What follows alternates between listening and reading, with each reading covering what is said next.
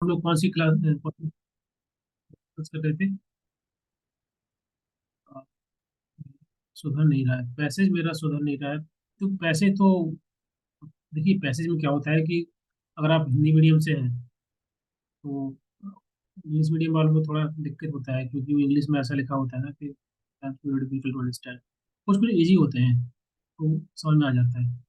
तो वही है, प्रैक्टिस पे अभी भी 10 दिन है, अब लगा लीजिए कम से कम 50-60 पैसेज, तो रिवीजन हो जाएगा और अच्छे से मतलब वहाँ पर कॉन्फिडेंस होना चाहिए बस एग्जाम के अंदर आपको पेपर पैसेज पढ़ते टाइम पे ना। क्योंकि बड़ा पैसेज होता है, डर लगता है कि ऐसा ना हो कि पूरा पढ़े 2-4 मिनट निकल जाएंगे, 5 मिनट उसी में क्वेश्चन भी गलत हो जाएंगे। तो वो कॉन्फिडेंस आता है प्रैक्टिस करने से। कभी कोई क्वेश्चन बिना पैसेज को पढ़े भी हम लोग सॉल्व कर लेते हैं, क्योंकि सोशल वर्क के जो पैसेज होते हैं वो समटाइम्स वेरी बेसिक और सोसाइटी के जो इशू होते हैं या न्यूज़ में जो चीज़ें चलती हैं उनको लेकर के होते हैं, तो we can easily sometimes solve the question without reading the passage.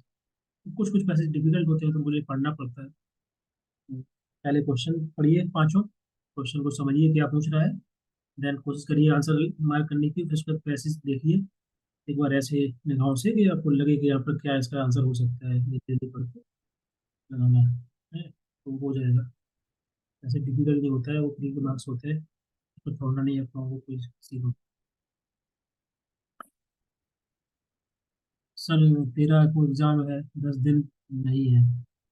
हाँ ठीक है, 10 दिन नहीं है, अब कुछ मान के चलिए, 5 दिन मान के चलिए। कितना अपडेट है आज? तो 8 हो गया ना? सर 4 दिन बचे हैं। अरे अच्छा, ठीक है। आज 8 हो गई। Okay. Sir which unit will be make maximum question? देखो देखो, एक मिनट। तो हर यूनिट से क्वेश्चन आते हैं। एक मिनट।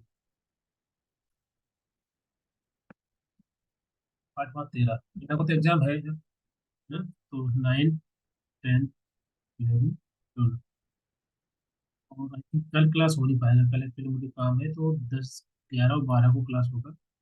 हम लोग यहाँ पर नोट 5 की जो है रिवीजन नोट्स है उसको पढ़ेंगे यहाँ पर, 6 to 10।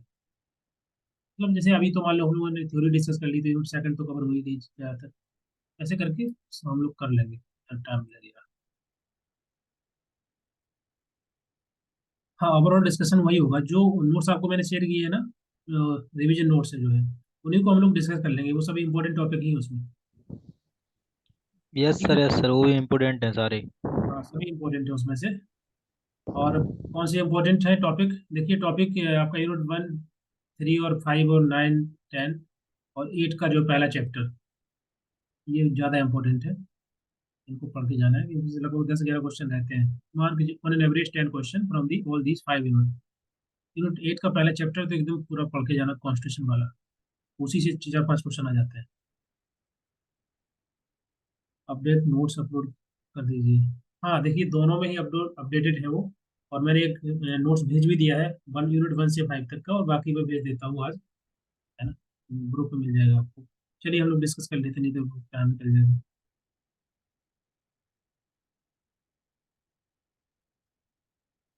कल हम लोग क्या डिस्कस कर रहे थे, कौन सी थ्योरी थी? सर कार्ल मार्क्स की थी। हम आपसे भी डिस्कस कर चुके थे ना। Dialectical theory. Dialectical theory, I think वो डिस्कस हो गया। सर जीएच मीड की आई एंड मी की थ्योरी डिस्कस कर रहे थे शायद। या ये था pattern of social change, three, one directional change, cyclical change, कल बताए थे ना,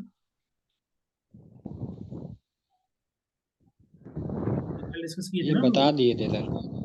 हाँ ये डिस्कस कर रहे थे हम लोग, ये बता दिए थे, तो ये उसके बाद ही था। हम्म, ये उसी के बाद तो था पैटर्न ऑफ सोशल चेंज। उसके पहले हमने डिस्कस किया था ये जो डार्विन की theory, dialectical theory of social change. ठीक है, फिर मैंने बताया था कि जो सोशल चेंज होता है, किस क्या पैटर्न होता है सोशल चेंज का। 3 पैटर्न थे, एक था आपका वन डायरेक्शनल, चलो म्यूट कर लीजिए सब लोग अभी। दूसरा है साइक्लिकल, साइक्लिकल चेंज होता है। और तीसरा होता है combine,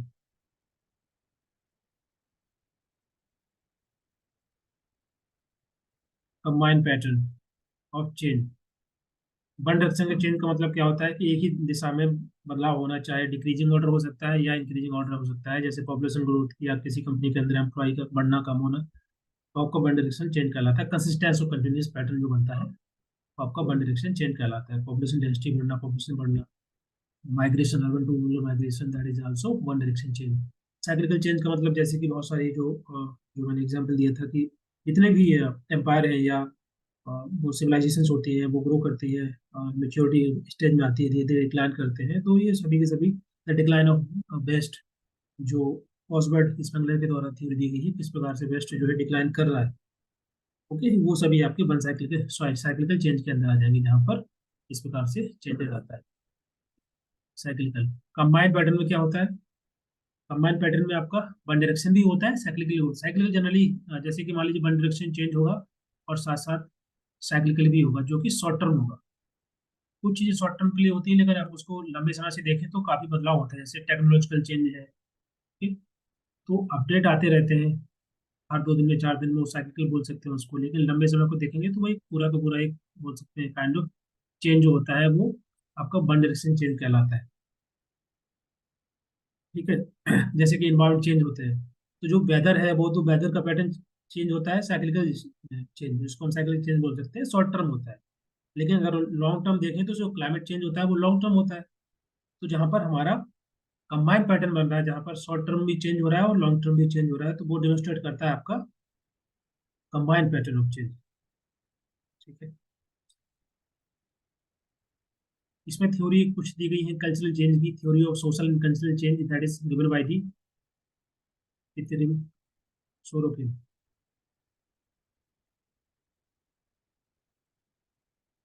theory of cultural change, इसका मतलब क्या है, इनके द्वारा क्या बताया गया कि सोसाइटी के अंदर जो ट्रांजिशन होता है, सोसाइटी मूव करती है या चेंज होती है, तो उसमें सबसे महत्वपूर्ण योगदान होता है कल्चर का, कि हर एक स्टेज के अंदर एक कोई कल्चर जो डोमिनेट करता है। ओके। तो कल्चरल ट्रांजिशन के माध्यम से समाज के अंदर बदलाव आता है, चेंज आता है, बिकॉज ऑफ कल्चरल चेंज। तो जो डोमिनेंट कल्चरल ओरिएंटेशन होती है किसी भी सोसाइटी के अंदर, वो है आपकी, एक है पहली आइडियलिस्टिक, दूसरी है सेंसेट, और तीसरी है एडिशनल। पहला है जो दैट इज द आइडियलिस्टिक, इसका मतलब क्या होता है कि जहाँ पर एक ऐसा कल्चर, मतलब सोसाइटी इस प्रकार के कल्चर से बिलोंग करती है, या बोल सकते हैं वहाँ पर सबसे ज़्यादा जो एम्फेसिस होता है सुपर नेचुरल बिलीफ्स पर, या जो रिलीजियस डॉक्ट्रिन होती है उस पर ज़्यादा फोकस किया जाता है। उसी के माध्यम से, उसी के गाइडेंस से सोसाइटी चलती है, वो करती है। इंडिविजुअल्स का बिहेवियर, सोसाइटी के बिहेवियर जो है वो डिपेंड करता है रिलीजियस डॉक्ट्रिन पे, या जो जो सुपर नेचुरल बिलीफ्स है उस पर ज़्यादा फोकस होता है। That is called is additional culture. दूसरा है सनसेट कल्चर। सनसेट कल्चर का मतलब क्या होता है, बताइए।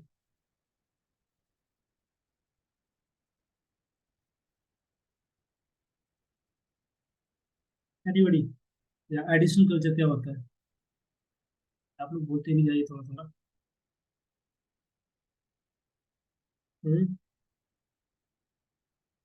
What is additional culture? बोलिए, एक लाइन में बोलिए। सर हर एक सोसाइटी का एक अपना कल्चर होता है, तो कुछ एक्स्ट्रा दूसरी सोसाइटी से जो अडॉप्ट कर लेते हैं तो एक एडिशनल कल्चर ऐड हो जाएगा ना उसमें। सर नहीं, इसमें सुपर नेचुरल बिलीफ्स वगैरह पर नहीं, फोकस किया जाता है। मैंने गलत एक्सप्लेन सुपर कर दिया। नेचुरल बिलीफ्स, ये आप वैल्यूज। 1 सेकंड मैंने जो एक्सप्लेन कर दिया वो आपको एडिशनल एक्सप्लेन कर दिया है, राइट। एडिशनल कल्चर यही होता है जो मैं बात कर रहा था, सुपर नेचुरल बिलीफ की।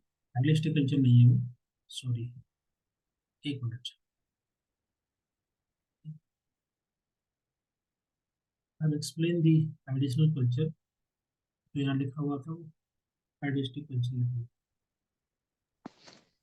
सर इसमें जो एडिशनल चेंज होता है ये सुपरनेचुरल बिलीव ही होता है, हम्म, और जो आइडियलिस्टिक होता है वो रेशनल यस। रेशनैलिटी पे बेस्ड होता तो जो मैं डिस्कस कर रहा था वो आपका एडिशनल कल्चर ही था, जहाँ पर हमारा फोकस एम्फेसिस होता है रिलीजियस डॉक्ट्रिन पर, या बोल सकते हैं कि सुपर बिलीफ पर, जहाँ पर सोसाइटी चलती है।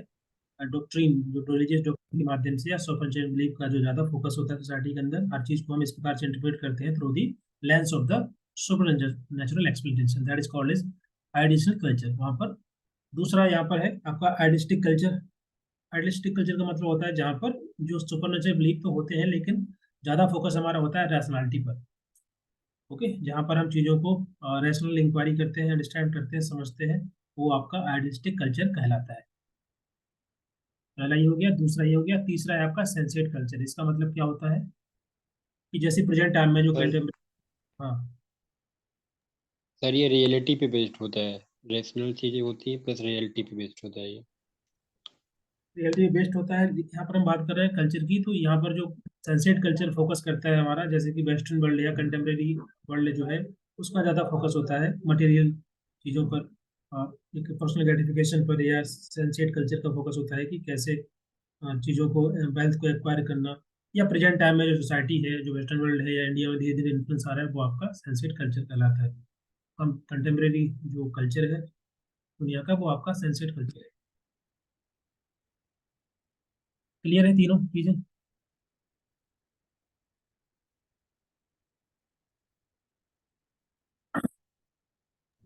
सर एक बार रिपीट कर दोगे थोड़ा? देखो, पहला जो मैं बात कर रहा था आइडियलिस्टिक कल्चर की, इसका मतलब होता है जहाँ पर सोसाइटी चलती है, या बोलते हैं ड्रिवन होती है, जहाँ रिलीजियस डॉक्ट्रिन के माध्यम से, या जो प्रिंसिपल होते हैं वो बोल सकते हैं कि सुपरनेचुरल बिलीफ जो होती है उस पर ज़्यादा फोकस होता है, हर चीज़ को देखा जाता है इस तरीके से। उसको हम बोलते हैं आइडियलिस्टिक कल्चर। आइडियलिस्टिक कल्चर का मतलब होता है जहाँ पर ब्लेंड होता है सुपरनेचुरल बिलीफ के साथ साथ लोग जो है रैशनैलिटी पे फोकस करते हैं, चीज़ों को अंडरस्टैंड करते हैं, एविडेंस बेस्ड अंडरस्टैंडिंग फोकस किया जाता है। ठीक है, रैशनल इंक्वायरी भी देखते हैं, और साथ साथ जो वैल्यू होती है, बिलीफ होते हैं, वो भी साथ में करते हैं। सब होता है इसका आइडेंटिस्टिक कल्चर। और सनसेट कल्चर का मतलब होता है जो जहाँ पर रैशनलिटी भी होती है, साइंस भी होती है, और साथ साथ अभी जो प्रेजेंट टाइम में जो कल्चर है सोसाइटी का, वो आपका एक सनसेट कल्चर कहलाएगा। ठीक है, जहाँ पर सेंसरी एक्सपीरियंस पर ज़्यादा फोकस करते हैं, मटेरियलिस्टिक परस्यूट को फोकस करना, ग्रेटिफिकेशन, ये सभी चीज़ें जो है कंज्यूमरिस्टिक सोसाइटी जिसको बोल सकते हैं, वो ऐसी में आपकी सनसेट कल्चर में आती है। Yes sir, yes sir, yes. Clear है सर। नेक्स्ट है, ये इम्पोर्टेंट है, एग्जाम में आ सकते हैं, के वेव। इसके बारे में किसी को पता है? इसको बोलते हैं कॉन्ट्रैक्ट वेव। ओके, इनका नाम था निकोली। ये इकोनॉमिस्ट थे, इनके द्वारा इसको दिया गया था। इनको द्वारा बताया गया कि जो जैसे कि साइकिकल चेंज है, सोसाइटी के अंदर बदलाव आता है, इसी प्रकार से जो है इकोनॉमिक चेंज होता है, इकोनॉमिक साइकिल होती है, जो कि काफी लॉन्ग इकोनॉमिक साइकिल, जिसको हम बोलते हैं के वेव के नाम से। के वेव का मतलब होता है लॉन्ग इकोनॉमिक साइकिल। इसका मतलब है कि लगभग 50 से 60 साल में जो है ये साइकिल, इकोनॉमिक साइकिल फंक्शन करती है। ओके, इसका मतलब है कि जैसे कि मान लीजिए फॉर एग्जांपल कि धीरे धीरे करके कोई भी सोसाइटी जो है इकोनॉमी के आधार पर पहले बढ़ती है, एक्सपेंड करती है, फिर धीरे धीरे करके रिसेशन आता है, फिर डिप्रेशन आता है, तो जो साइकिल होती है पूरी लगभग 50-60 साल की होती है अप्रोक्सीमेटली। ओके, तो जो भी कैपिटलिस्ट इकोनॉमी है वो इस प्रकार से मूव करती है, या साइकिकल चेंज इस प्रकार से आता है उनमें, इकोनॉमी के आधार पर आता है। जिसमें पहले सोसाइटी जो है, जो कैपिटलिस्ट सोसाइटी है, इकोनॉमी है, वो बढ़ेगी, एक्सपेंड करेगी, धीरे धीरे ग्रो करेगी, और धीरे धीरे करके रिसेशन आएगा because of some kind of intervention, technological advancement और इन्वेस्टमेंट अपॉर्चुनिटी ऑल्सो रीजन हो सकते हैं। फिर धीरे धीरे करके सोसाइटी जो है, इकोनॉमिक सोसाइटी डिक्लाइन करेगी, रिसेशन आएगा, फिर डिप्रेशन आएगा, मतलब एक स्टैग्नेशन स्टेज आएगी जहाँ पर सबसे कम ग्रोथ होगी। उसको हम बोलते हैं कैपिटलिस्ट इकोनॉमी साइकिल, जहाँ पर 50-60 ईयर में इस प्रकार से मूव करती है। ये इसको हम बोलते हैं के वेव। ठीक है, ये सर पूरा नाम क्या लिखा है इसका? देता हूँ यहाँ पर। एक रशियन इकोनॉमिस्ट है, इनका नाम है निकोली कॉन्ड्रेटिव। ठीक है, अपने हिसाब से इसको प्रोनाउंस कर लीजिए। बस याद रहना चाहिए एग्जाम में कि इनके द्वारा क्या, कौन सी थ्योरी दी गई है, इसको हम के वेव थ्योरी बोलते हैं। इन्होंने बताया कि जो सोसाइटी है, जो कैपिटलिस्ट इकोनॉमीज होती हैं, वो किस प्रकार से एक्सपीरियंस करती हैं बूम एंड बस्ट का, फ्रॉम रफली फ्रॉम 50 to 60 ईयर्स के हिसाब से धीरे धीरे करके बदलती है, चेंज होती है। तो साइकिल जो होती है वो इस प्रकार से जुड़ी होती है कि पहले एक्सपेंशन होगा सोसाइटी का, इकोनॉमिक सोसाइटी का, फिर धीरे धीरे करके रिसेशन आएगा, उसके पीछे रीजन है बहुत सारे, फिर रिसेशन के बाद धीरे धीरे करके डिप्रेशन आएगा, एक कांस्टेंट या स्टेगनेटेड लो ग्रोथ रहेगी, और उससे बहुत ज़्यादा अनएम्प्लॉयमेंट होगा, बोल सकते हैं सोशल अनरेस्ट रहेगा। There so many kind of phases which emerge in that time in the depression. So this is the kind of K wave. ठीक है, एक्सपेंशन। सर इससे रिलेटेड एग्जांपल दे दो थोड़ा एक। एग्जाम्पल तो सिंपल ही है, कोई भी सोसाइटी में रिसेशन नहीं आता है, डिप्रेशन होता है। यहाँ पर इकोनॉमी की बात कर रहे हैं, इकोनॉमी बूम करती है, बढ़ती है, कम होती है, डिक्रीज होती है, एग्जाम्पल ना। Okay sir, okay. नेक्स्ट है इसमें modern conflict theory. Modern conflict theory क्या है? ये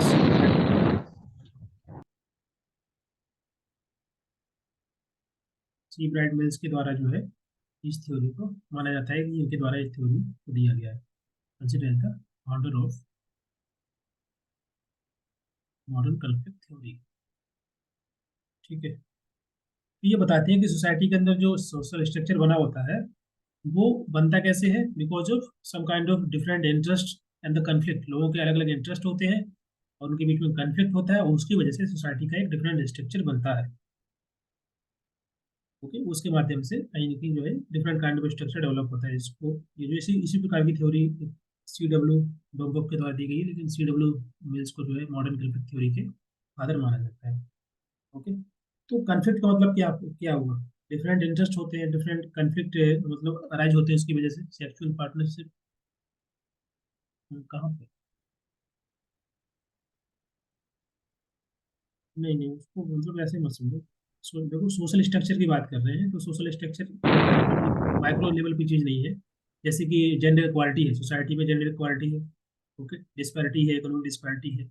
तो ये सभी के सभी आपके मॉडर्न कन्फ्लिक्ट थ्योरी के माध्यम से हम अंडरस्टैंड कर सकते हैं कि डिफरेंट इंटरेस्ट होते हैं, उसकी वजह से कन्फ्लिक्ट होता है, और उसके माध्यम से डिफरेंट काइंड ऑफ सोसाइटी या सोशल स्ट्रक्चर डेवलप होता है। ओके, तो उसके लिए डिफरेंट काइंड ऑफ जो मॉडर्न कन्फ्लिक्ट थ्योरी है एक्सप्लेन करती है कि किस प्रकार से मूवमेंट के माध्यम से, एक्टिविज्म के माध्यम से हम सोसाइटी के अंदर अगर जेंडर इक्वालिटी है तो उसको कैसे हम कम कर सकते हैं, इक्वालिटी है। ओके, तो मॉडर्न कन्फ्लिक्ट थ्योरी ये बताती है कि कैसे एक्शन लेना है, कैसे चैलेंज करना है जो पैट्रियार्कल सिस्टम बना हुआ है, पावर स्ट्रक्चर बना हुआ है सोसाइटी का। ओके, तो उसको हम कैसे चैलेंज करेंगे, कैसे एडवोकेसी करेंगे जेंडर इक्वालिटी को लेकर के। तो ये आपका मॉडर्न कन्फ्लिक्ट थ्योरी के माध्यम से हम अंडरस्टैंड कर सकते हैं। तो ये थ्योरी ये बताती है कि जो प्रेजेंट टाइम में सोशल स्ट्रक्चर बना हुआ है उसका कारण क्या है, because of some kind of conflict between the different interest group. तो डिफरेंट, जैसे कि मान लीजिए इन्वायरमेंट को लेकर के जो एक्टिविज्म किया जाता है, या रेशियल या एथनिक इनइक्वलिटी है उसको लेकर के, इवन जैसे कि जो कलेक्टिव बार्गेनिंग होती है ना, जो हम लोग पढ़ते हैं कलेक्टिव बार्गेनिंग या लेबर स्ट्राइक, वो भी एक एग्जैक्ट इसका एग्जाम्पल है मॉडर्न थ्योरी, क्योंकि वहाँ पर भी कहीं ना कहीं डिफरेंट इंटरेस्ट ग्रुप होते हैं, एक एम्प्लॉयर होता है, एक एम्प्लॉय होता है, उनके बीच में कन्फ्लिक्ट होता है। So we can easily understand this through that example also. Clear है? इसी यस प्रकार सर, से क्लियर है। यहाँ पर लुइस क्रूजर के द्वारा भी बोला गया, इस थ्योरी में उन्होंने ऐड किया, उन्होंने उन्होंने थोड़ा सा अलग करके बताया। उन्होंने बताया कि जो सोशल कन्फ्लिक्ट है जो अराइज हो रही है उसका कारण है कि सोसाइटी के अंदर जो पावर और जो रिसोर्सेस है उसके बीच में कन्फ्लिक्ट है, या मतलब कॉम्पिटिशन है। Competition between power and resources, society के अंदर पावर जो रिसोर्सेस है उसको लेकर के कन्फ्लिक्ट होता है, कंपटीशन होता है, इसकी वजह से सोसाइटी के अंदर कन्फ्लिक्ट अराइज होता है। तो ये इनको रिसोर्स और पावर को लेकर के इन्होंने वही मॉडर्न कन्फ्लिक्ट थ्योरी को एक्सप्लेन करने की कोशिश की। क्लियर है? Tanisha, see yes W sir, yes. Lewis Coser, ठीक है, करेक्ट। नेक्स्ट हम बात करेंगे ह्यूमन बिहेवियर की जो थ्योरी है।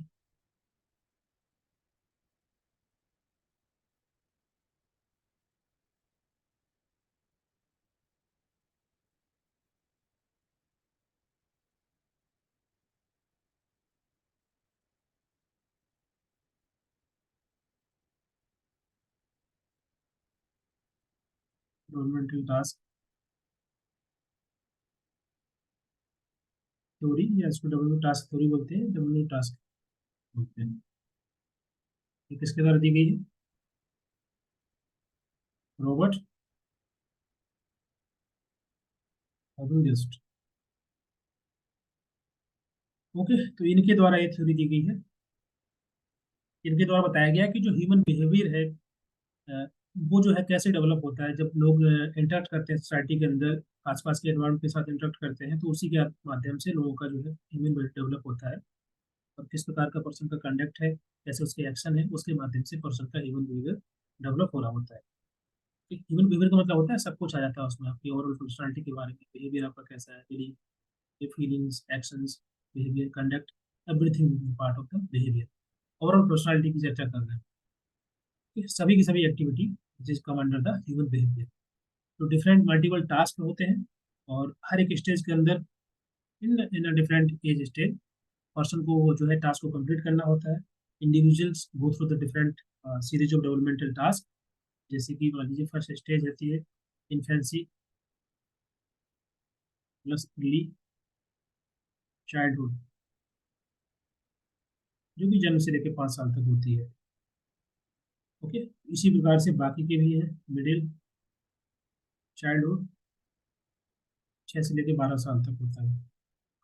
तो ये बोलते हैं कि हर एक इंडिविजुअल जो है different series of developmental task जो होते हैं या चैलेंज जो होते हैं, उसको पास करता है धीरे धीरे करके, और डेवलप करता है अपने अंदर पर्सनल ग्रोथ, या अगर सोशलाइज सही तरीके से हो पाता है, सक्सेसफुल तरीके से हर एक टास्क को अडॉप्ट कर पाता है या कंप्लीट कर पाता है डिफरेंट लाइफ स्टेजेस के अंदर, तो उस पर्सन के अंदर जो है बेहतर कॉम्पिटेंसी डेवलप होती है, स्किल्स डेवलप होती है, एक्वायर करता जाता है, एक हेल्दी पर्सनैलिटी उसकी डेवलप होती है। Okay. So these are the example of developmental task at a different stage। इसी प्रकार से बाकी भी है, क्योंकि नोट्स में मिल जाएंगे, तो आप लिखने की जरूरत है सर नहीं। डेवलपमेंट टास्क और स्टेज ऑफ डेवलपमेंट ये दोनों अलग अलग लिखे हैं मेरे नोट्स में सर, देखो, जो टास्क कि का दोनों मतलब, इसको समझो, ठीक है, टास्क का दोनों मतलब, इसे इन्हीं के द्वारा दिए गए हैं, रॉबर्ट हविगेस्ट के द्वारा ही दिए गए हैं। देखो इसको समझो, ये जो है ये स्टेजेस है, ठीक है। डेवलपमेंटल टास्क का मतलब होता है हर स्टेज के अंदर कुछ चैलेंजेस होते हैं, जिसको हम टास्क बोल रहे हैं। चैलेंज मतलब कुछ काम दिया जा रहा है, और उसको हम टास्क बोल सकते हैं। This is not something different, बस उसको समझिए कि जैसे मान ली पहली स्टेज है इन्फेंसी स्टेज है, अर्ली चाइल्डहुड स्टेज है, तो इस स्टेज के अंदर क्या टास्क हो सकता है? ये टास्क हो सकता है कि बच्चा कैसे चलना सीखेगा, कैसे बात करना सीखेगा, बेसिक जो मोटर स्किल्स होती है वो कैसे डेवलप करेगा, वो टास्क है। और वही चैलेंज है। चैलेंज का मतलब होता है कि उसको परफॉर्म करना है, तो परफॉर्म कर पाएगा कि नहीं कर पाएगा, अगर कर पाएगा तो वो टास्क को पूरा कंप्लीट कर पाएगा, उसके अंदर उस स्टेज की जो सक्सेसफुल अडोप्टेशन होगा वो उसको अडोप्ट कर पाएगा, और आगे नेक्स्ट स्टेज के आगे बढ़ पाएगा, उसके अंदर स्किल्स डेवलप हो पाएगी, कैसे चलना है, कैसे फिरना है, कैसे बात करना है, जो सेल्फ केयर की चीजें होती है वो भी इसी स्टेज के अंदर वो सीखता है। तो उसके लिए एक चैलेंज भी है और टास्क भी है, मतलब दोनों चीज अलग अलग नहीं है, वो एक ही बात ओके सर, क्लियर है। है ना। हाँ। इसी प्रकार से मिडिल स्टेज आती है, तो मिडिल स्टेज आपका 6 साल से 12 साल में होता है। इसमें जो बेसिक चीजें, बच्चा स्कूल जाता है तो पढ़ना लिखना सीखता है, अर्थमेटिक बेसिक मल्टीप्लाई करना, ये सभी चीजें सीखता है, थोड़ी बहुत सेल्फ डिसिप्लिन उसके अंदर डेवलप होती है, सोशल स्किल्स, दोस्त बनाना, बातचीत करना, फ्रेंडशिप डेवलप करना। तो ये डिफरेंट टास्क है उसके लिए, क्योंकि नया बच्चा, उसको पता नहीं ना बच्चे को कैसे क्या करना है, वो सब कुछ सीख रहा होता है, पानी पीना भी सीखता ही है वो। हर चीज उसके लिए एक टास्क होती है। इसी प्रकार से डिफरेंट स्टेज के अंदर वो सीख रहा होता है।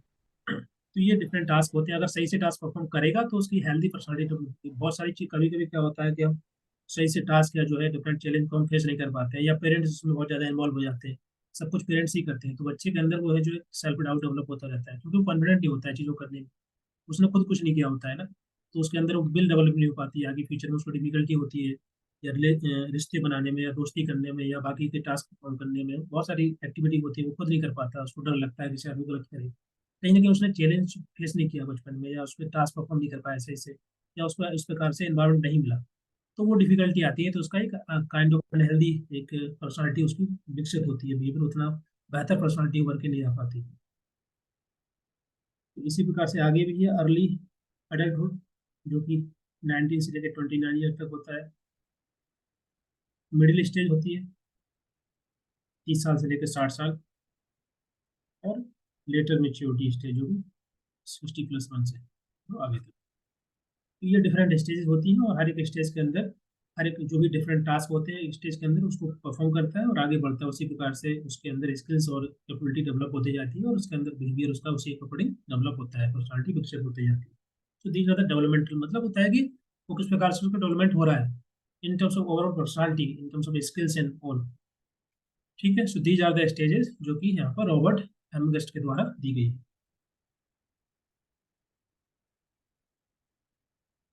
ठीक है, तो ये बताते हैं कि अगर सही तरीके से कोई भी पर्सन जो है अगर हर हर एक स्टेज को, हर एक टास्क को परफॉर्म करता जाएगा हर एक स्टेज के अंदर, तो कहीं ना कहीं उसकी बेहतर ओवरऑल पर्सनालिटी ग्रोथ होगी, वेलबींग बेहतर होगी, सक्सेसफुल एडोप्टेशन कर पाएगा वो हर एक स्टेज के अंदर। ठीक है, नहीं तो बहुत सारे चैलेंजेस फेस करने पड़ते हैं जो कि हम लोग आगे भी डिस्कस करेंगे, डिफरेंट और भी थ्योरी उसके माध्यम से सॉल्व पाएंगे। ये पहला वाला क्लियर है? क्लियर है सर, क्लियर है। ठीक है, दूसरी थ्योरी यहाँ पर साइकोसेक्सुअल थ्योरी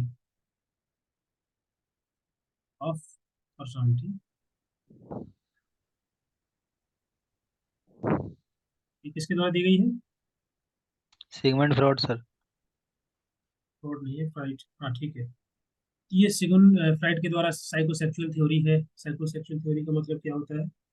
तो जैसे मैं पहले वाली थ्योरी में बताया मैंने कि इस प्रकार से पर्सन का बिहेवियर डेवलप हो रहा है, पर्सनालिटी विकसित हो रही है। तो उन्होंने बताया कि डिफरेंट टास्क होते हैं, उनको हर स्टेज के अंदर परफॉर्म करता है।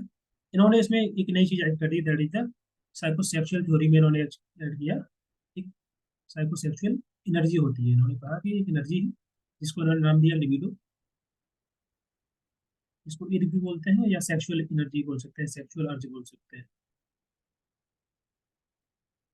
उन्होंने इसका सहारा लिया, इन्होंने कहा कि पर्सनालिटी विकसित होने में इसका ज्यादा इंपॉर्टेंट रोल प्ले होता है। ये जो एनर्जी है, इनेट एनर्जी होती है बॉडी के अंदर, साइकोसेक्सुअल एनर्जी है, इसको लिबिडो बोलते हैं या ईद बोलते हैं या सेक्सुअल अर्ज बोलते हैं।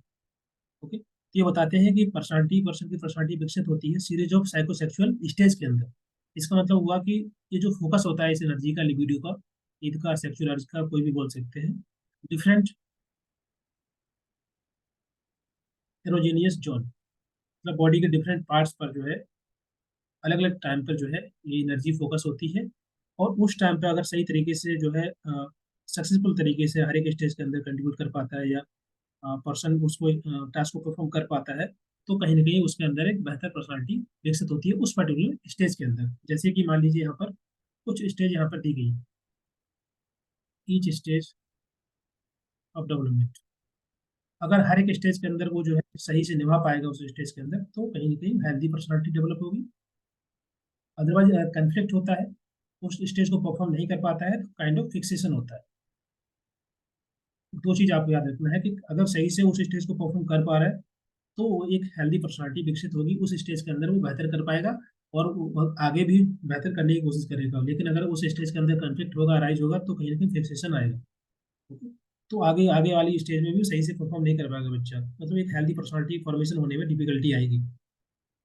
ठीक है, तो कौन कौन सी स्टेज है बताइए? पहली स्टेज है oral, oral, anal, anal, phallic, latent, genital. Latency बोल सकते हैं, और जेनेटल। ये डिफरेंट स्टेज है और इसमें ओरल स्टेज है जो जन्म से लेकर 18 महीने तक या मान लीजिए 1.5 साल तक, तो 2-4 महीने आगे पीछे रहता है, डिपेंड करता है हर बच्चे को अलग अलग। एनल स्टेज लगभग 18 महीने से लेकर 3 साल तक होता है। पहले स्टेज 3 साल से 6 साल तक, 6 ईयर ये लेटेंट। 6 ईयर से प्यूबर्टी तक होता है, उसके बाद फिर बड़े से these are the different stages जो कि यहाँ पर सिग्मंड फ्राइड के द्वारा बताया गया डिफरेंट।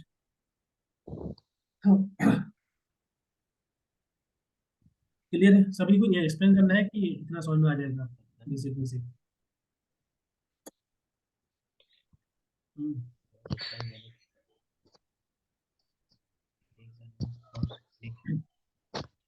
प्लीज म्यूट कर लीजिए। क्लियर है ना? ये अभी इसको एक्सप्लेन करेंगे, it will take so much time, otherwise I think इतना क्लियर रहना चाहिए कि साइकोसेक्सुअल थ्योरी क्या है। ओके, इसका मेन फोकस होता है कि इन डिफरेंट स्टेज के अंदर जो है काइंड ऑफ फोकस होता है बॉडी के एक इस पे एक बोल सकते हैं जोन पर एनर्जी का, जिसको हम सेक्सुअल एनर्जी बोल रहे हैं, लिबिडो बोल रहे हैं, अर्ज बोल रहे हैं। और उसको परफॉर्म करना होता है उस पर्टिकुलर स्टेज के अंदर। अगर वो परफॉर्म कर पाता है तो बेहतर उसके अंदर वो स्किल्स डेवलप हो पाती है। जैसे कि मान लीजिए पहले की स्टेज है या लेटेंसी स्टेज है, तो उसके अंदर जो भी उसका वर्क होगा, फंक्शन होगा, उसको परफॉर्म करेगा तो आगे वाली स्टेज में बेहतर तरीके से परफॉर्म कर पाएगा वो। ठीक है, तो बेसिक अंडरस्टैंडिंग रहनी चाहिए साइकोसेक्सुअल थ्योरी के अंदर। ये ओके फिर सर, आगे बता दीजिए। नेक्स्ट है stage of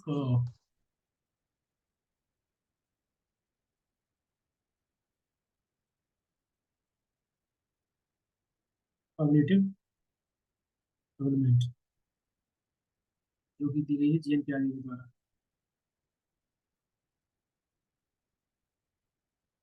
stage of cognitive development का मतलब क्या होता है कि देखो ये थ्योरी ऐसी है कि मतलब इनके द्वारा बोला गया है, इनके इनके द्वारा जो ऑब्जर्वेशन है, स्टडी किया गया, इनका मानना है कि बच्चे जो होते हैं बहुत कम इंटेलिजेंट नहीं होते। जैसे कि माना जाता है कि बच्चे जो है अडल्ट का एक छोटा रूप होता है, कि बच्चे उतने ज़्यादा इंटेलिजेंट नहीं होते जितने अडल्ट होते हैं, उतनी बेहतर तरीके से अंडरस्टैंडिंग नहीं होती है।